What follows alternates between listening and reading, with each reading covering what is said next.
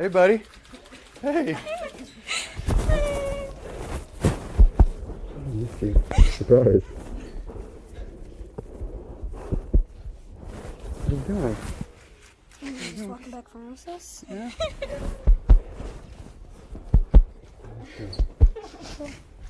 You surprised?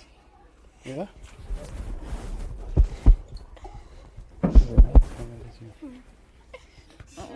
Oh, here. I got that for you on my ship. Oh, thank you. We've aired this story in the past, but with Memorial Day just ahead, we thought we'd bring back this feature about a place that's been called the most patriotic coffee shop in the country.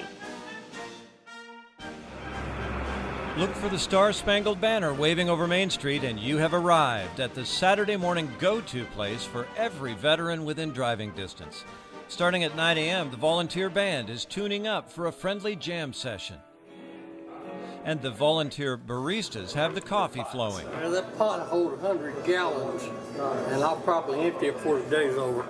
The coffee here is much better than military issue, but this gathering place has become known among vets for much more than the hot drinks. The coffee shop and the people that I met and everything changed my life.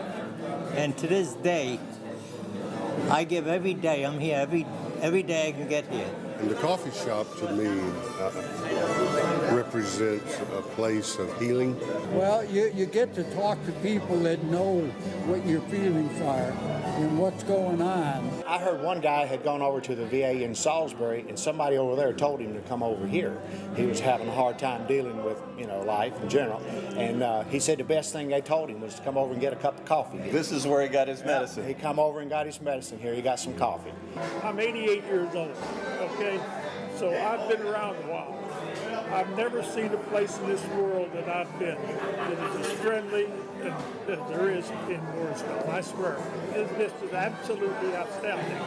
The coffee shop came into existence thanks to Richard Warren, a veteran himself who passed away before he ever got to see the final fruits of his labor. He created the nonprofit organization Welcome Home Vets Incorporated.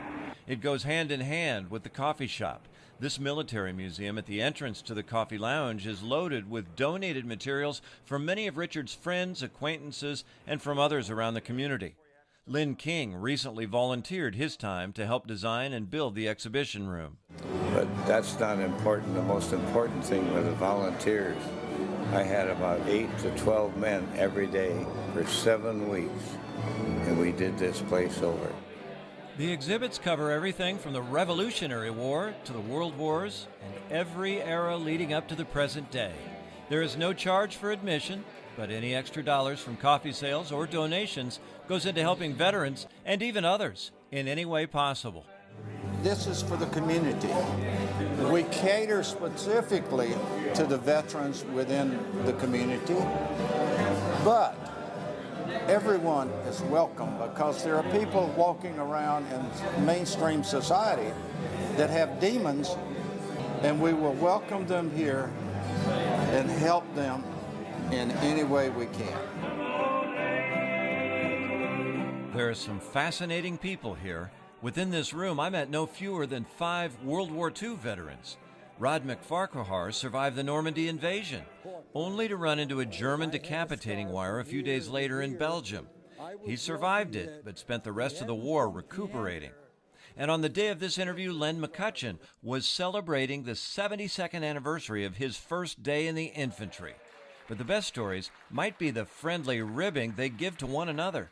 We had a joke came through the other day about giving the following order: secure the building. What would happen? The Navy would lock it and turn out the lights. The Army would establish a perimeter and kill anyone who came inside. The Marines would blow it to smithereens and clear it out and leave it a hope. The Air Force, on the other hand, would rent it for 6 months and take with an option to buy. So this is the way we go at it.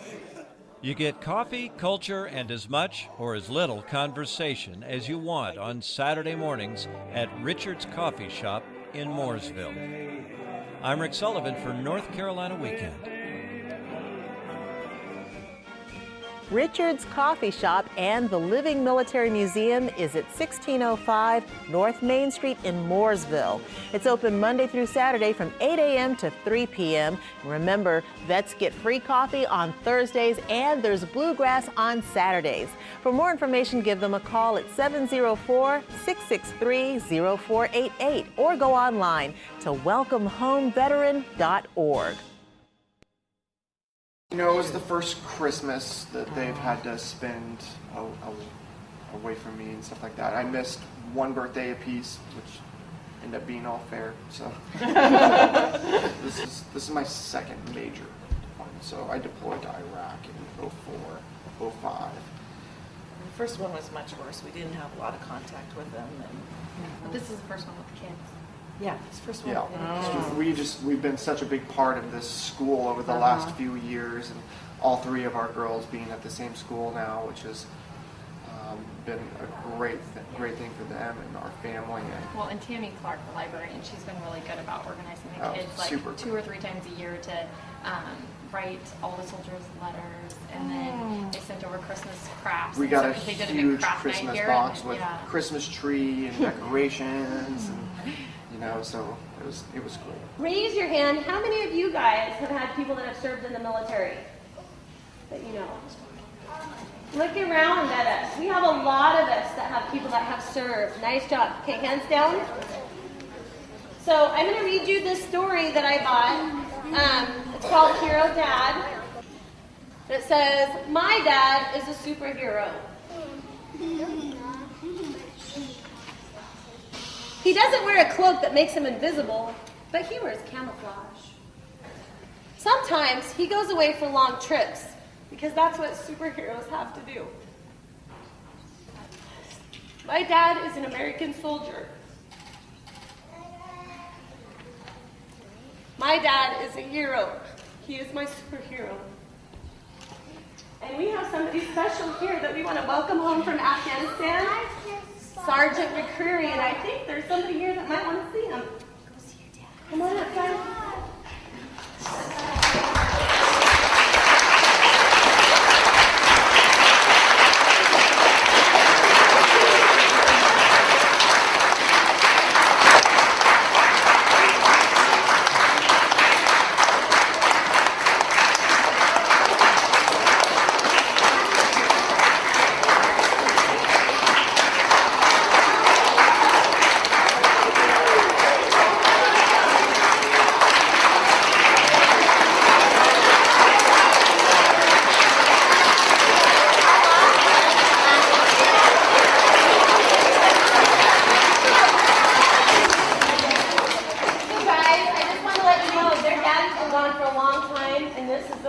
They've got to see him in how many months has it been?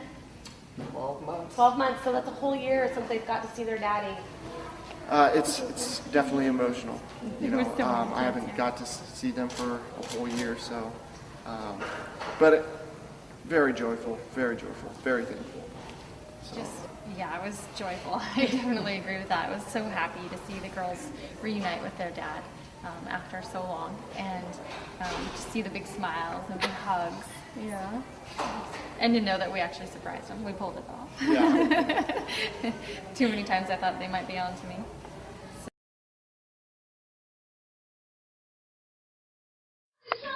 It must be something really special. Cammie, what do you think it is? Don't touch it. I don't know. You don't know? You can open it in a minute. Let's wait for Caleb. Did you need to go to the bathroom? We've been driving. Look. Huh?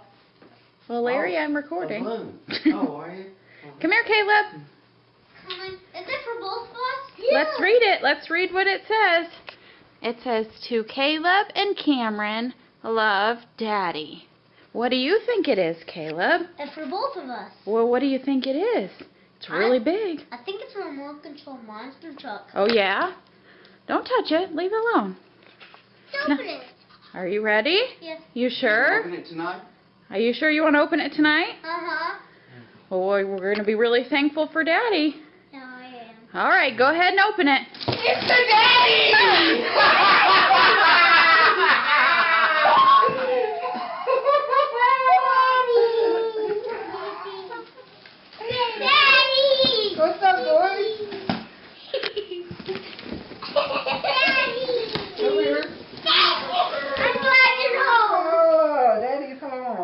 Oh, I'm Daddy's glad coming you're home home. today. I'm glad I'm home. Was that the best present you ever got? Did I surprise you? I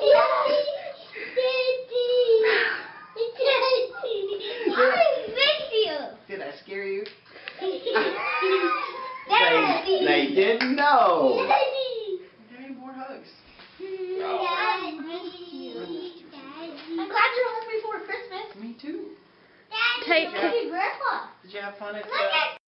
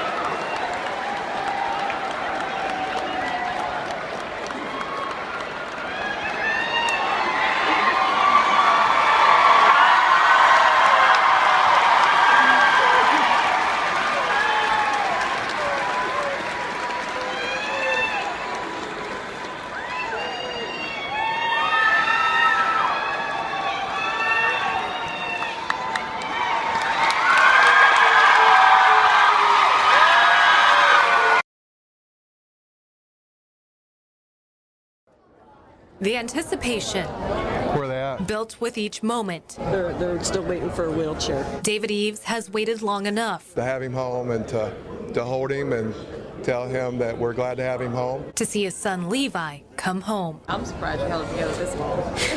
The Army Ranger and Tarpon Springs High grad spent 3 tours of duty in Iraq and Afghanistan. 6 months ago, he was injured when an IED exploded. He suffered traumatic injuries, many he's recovered from, but he can still barely walk.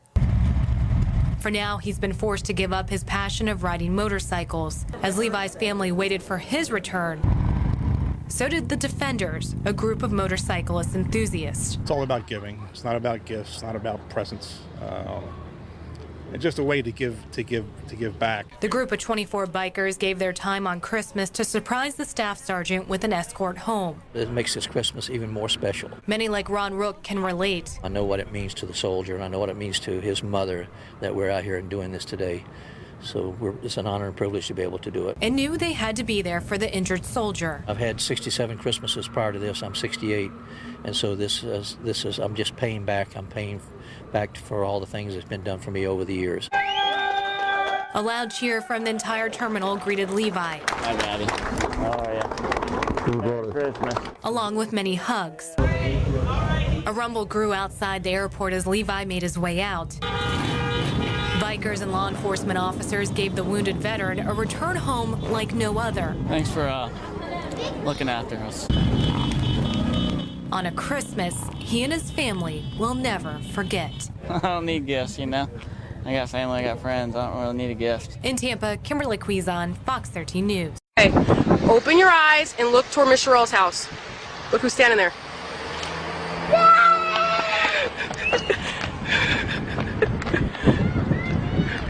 Dude, this kid took off.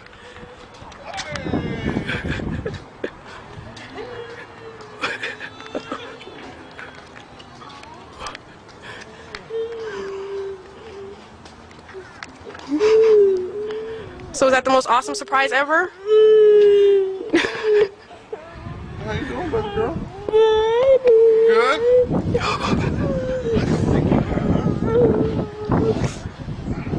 You okay? Yes, I missed you. Don't you have to go back?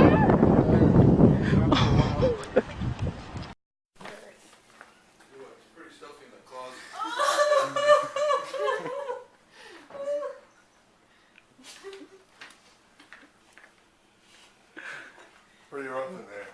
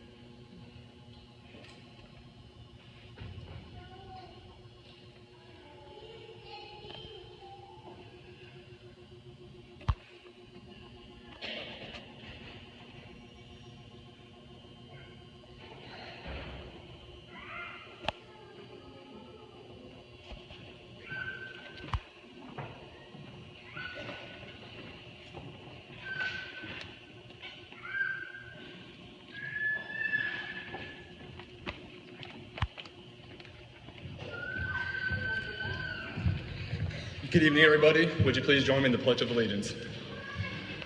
I pledge allegiance to the flag of the United States of America and to the republic for which it stands, one nation, under God, indivisible, with liberty and justice for all. You may be seated.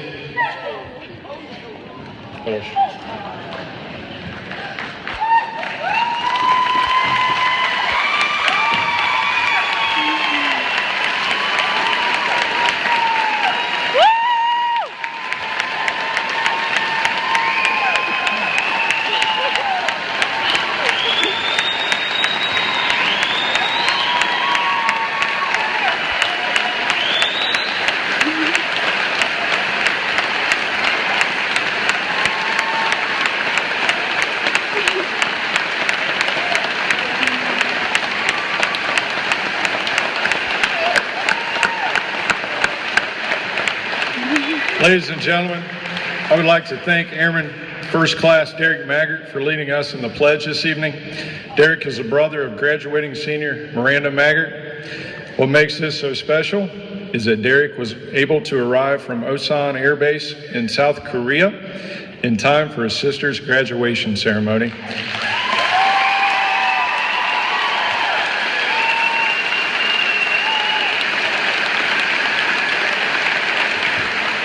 Miranda, for the last 4 weeks, I've known your brother is going to come. It's been the hardest thing for me not to tell you. I was going to tell you to feel free to come on up to give him a hug, but you beat me to it. Thank you, sir.